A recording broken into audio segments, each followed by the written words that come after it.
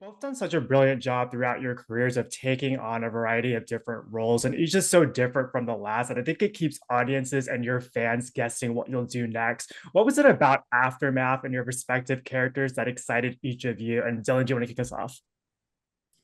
Sure. I will say that I am new to the world of action movies, essentially. But I do find that marrying the kind of physical aspects of training for an action movie and the emotional journey of, the lines and obviously performing as the character, and then marrying those two, that to me has been incredibly interesting and also just very, very gratifying and fun, especially when I can work with someone like Mason, who I knew even prior to filming this was just gonna be great on set to do these things with. I mean, we both like all the same stuff, and I knew that sparring on set with knives and fake guns was going to be something of every boy's dream, kind of the stuff that we like to do anyway. So that, at least for this character, I did love the story, of the kind of unwitting participant on the bridge terrorism scenario, and that in my I wanted to make a movie that I know my dad would watch, and this is like the kind of Mm. perfect movie that he would watch. A kind of fun, straight to the point, really no bells and whistles action movie on a bridge, where a friend he knows personally and I beat the hell out of each other. That was something I was like, this is going to be a great time. So, Right. yeah. I feel like the thought process began and ended with Dylan's name coming across in a breakdown and realizing that I hadn't worked with him yet, and couple that with the fact that his reputation his reputation kind Preceding him preceded him. I don't know why I kept on was saying immense him. and growing. It preceded him in so much as I had heard that he is not only lovely to work with, but also a physical specimen when it comes to the choreography. And I was already a fan of his personally. I think he's a rad guy. So it only made sense that when I got an opportunity to partake in one of my favorite genres with someone I think is just genuinely lovely to be around. That and the fact that in the script there's a bit where they jump over a hole with a motorcycle and there's an explosion behind it. I was like, I don't know. I like I'm pretty easy to please. And if you put a guy jumping over something on fire with motorcycle, I have to say I think that's neat. Couple that with, as Dylan said, the opportunity to go back to what I feel I was doing as a kid, which is playing in the backyard, making scenarios, save the school scenarios, fighting each other and choreographing stunt scenes, but doing it professionally and having the camaraderie of my relationship with Dylan, Patrick, who's a very giving and thoughtful director, allows for why I like to think I started acting in the first place, which is to have new experiences, capture them on camera, and provide the audience with an experience they maybe haven't seen before. Hopefully. So Yeah, Mason, beautiful. in your save the school scenarios, who were the villains? Like, Easy. They're gremlins from the movie Gremlins, because they scared me as a kid. oh, really? Like, what would happen? Yeah, this is maybe it's either Gremlins or, sorry, I'm gonna kind of go off here for a moment, or Necromorphs. If you've ever played the Yeah, Dead Necromorphs. video game, Yeah. they're like zombies, and I always was like, oh, if a zombie apocalypse happened in my school, I would absolutely save my crush from being eaten by zombies. That's awesome. I didn't need to say that, but you asked. No, no, I mean, this is the second time you said save the school, so I was like, I just want to know what you're saving it from. Also, gremlins are little punks. They got those like weird little haircuts, and I feel like they're gonna. Well, look, it wasn't their fault. Okay, they got covered in water and then they multiplied. Like the Mogwais are pretty cute.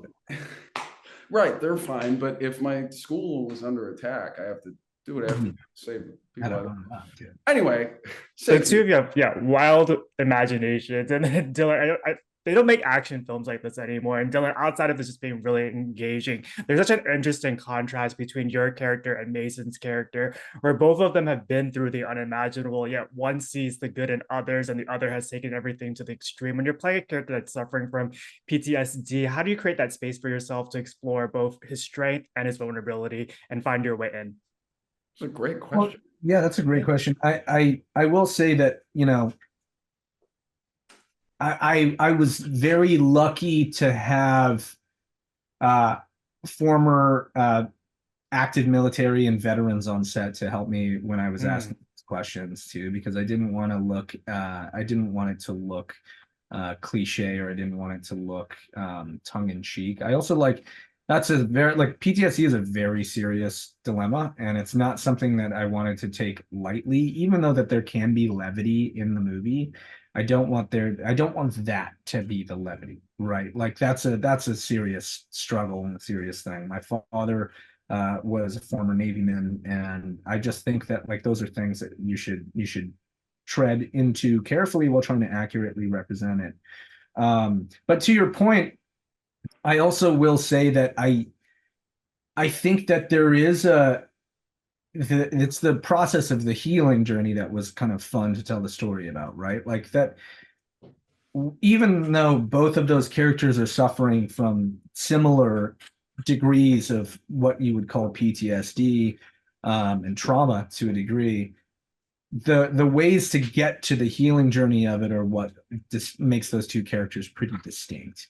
Mhm. And so we did want to make sure that that was on screen, and you can still be suffering while being a hero, or you can still make right or wrong choices while suffering. And I think that's a story within action movies that I think is a fun one to tell. So I'm glad that that came across to you. Mhm. Definitely that. And then Mason, for you, you have such a knack for bringing depth to characters who could easily fall into these tropes or stereotypes. Through your performances, you add all these contrasting layers that make audiences question how they should feel about them. As an actor, how have you been able to toe that line so seamlessly and play in that gray area, and then also approach him without any biases? I think it depends on the character in relationship to my experience, uh, and how it sort of juxtaposes a character's. For example, in the early part of my career, I would play really popular, cool jocks or people that were very socially successful. And because I wasn't in high school, I feel I was afforded the perspective to see why those people were successful at being, beloved by, whether it be romantically or just socially. And in growing up, trying to dissect and analyze the methodology behind popularity or being beloved, it let me, who was not that way, portray that on screen. And like a Booksmart or a Love Victor, I think the challenging bit is finding in a character like Romeo in Aftermath is the commonality we either have or the juxtaposition between who I am and who he is, and making that feel as if an audience is experiencing something they hadn't before. And I feel like a lot of that comes from his relationship or the way he interacts with someone like an Eric, who is so heroic and earnest as a person, that I took Romeo's desire to manipulate or destroy that in a lot of scenes as an understanding of me being younger and wanting to understand why people operate the way that they do and Yeah. understand why they're successful in one way or another, and either wanting to become that or destroy it in my own right. And at the end of the day, I feel like humans are so uh, nuanced and exist with such duality that the best way to portray someone on screen is to find not only what they want, but the way that they achieve that is usually done through maybe can be conveyed through a level of psychology or psychoanalytics that are completely diegetic to how they behave. It's like the opposite, trying to find the, duality in each character. And hopefully I succeed. And if not, I like to think I'm just having a good time. If not, I'll tell you, dude.